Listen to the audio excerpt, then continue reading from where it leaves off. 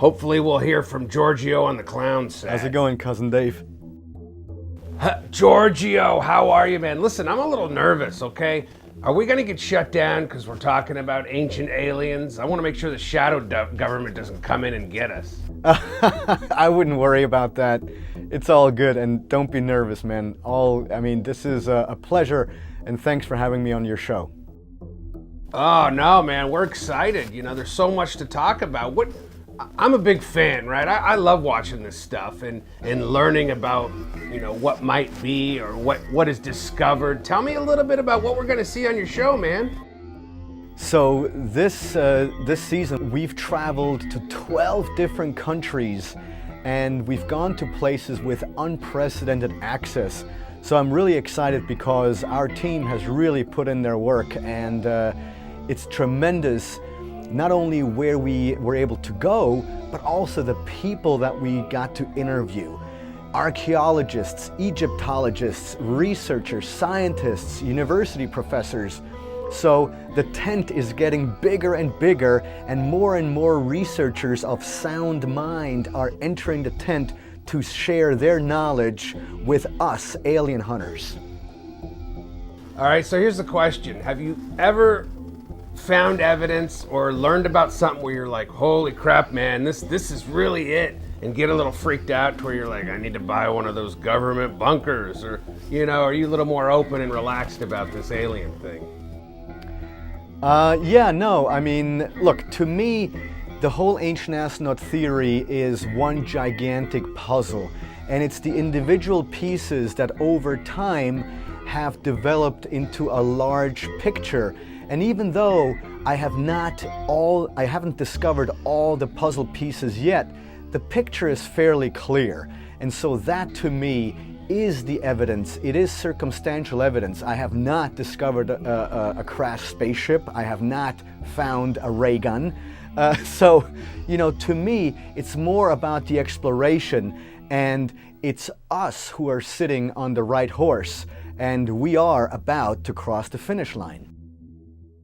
Yeah, I'm waiting for that big news headline to finally come through, when the mainstream hits it, and it's cool, and it's like, hey, we found this giant shoe. We don't know what the hell this is, man. And it's like, it's real, and people are touching it. You can pay for tickets to see it. Do you think we're going to see something absolutely phenomenal in our lifetime? I think so. I think that public contact will be made within the next 20 years. But at the same time, also what I think is amazing is that in December 2017, the Pentagon released these statements and these video clips in which clearly US fighter jets are chasing some type of objects that far surpass our current technology. So one has to wonder either if somebody else on the planet has superior technology to the US Air Force, or is it perhaps from elsewhere? So in either case, I think it's definitely a question that we should all follow up upon. All right, personal question, man. At what point in your life did you go, hey, you started chasing this and you believed? For me, 1991 summer, Baja, California, I saw a UFO. I didn't see Green Little Man or anything, but I watched that saucer for a good hour as that sucker blended into the stars. Hey, maybe it was government craft. Wasn't me on any psychotropic meds, but I'm just saying from that point on, I kind of believed in that extra layer of there's something else going on. Started listening to Art Bell and listening to all that sort of UFOology, if you will. So how about you? Yeah, no, and you are one of hundreds of thousands, if not millions, who experienced that particular watershed moment in their life where they saw something up in the sky, or they may have had an abduction or something like this. Personally, up until very recently, I've never seen a UFO, but I began this in the mid-90s. And this happened because my grandmother was a very open-minded woman, and even though she was a Christian, she was open-minded insofar that sometimes as her bedtime stories, she would read Chariots of the Gods to me or Edgar Cayce's Atlantis. And so she planted the seed when I was really, really young. And as a teenager, I was always, and still am today, a very voracious reader.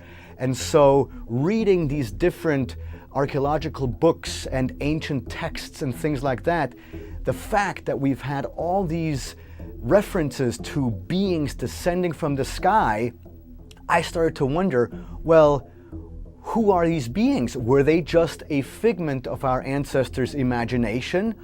Or did they actually witness something and describe extraterrestrials?